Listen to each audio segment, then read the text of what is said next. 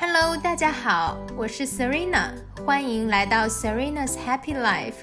今天我要做的是牛肉炒甜豆角，希望大家会喜欢。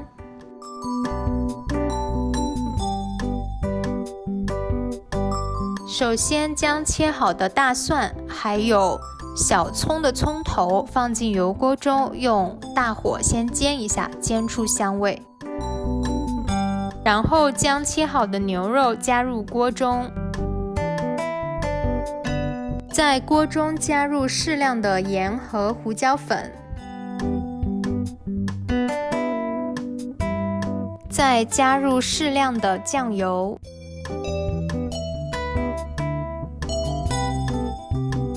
再加入少许的料酒，然后将牛肉翻炒一下。再加入一点孜然，去除牛肉的腥味。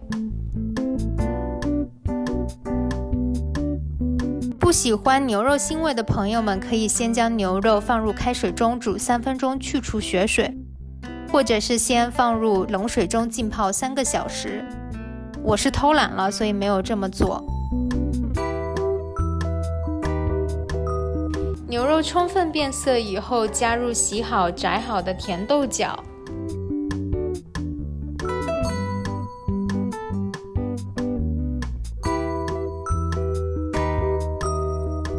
加入甜豆角以后，充分的翻炒均匀。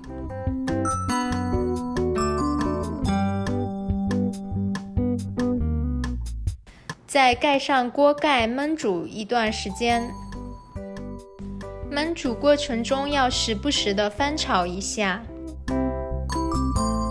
再加入少许的食用盐，然后继续翻炒均匀。甜豆角熟透之后，就可以把菜盛出来了。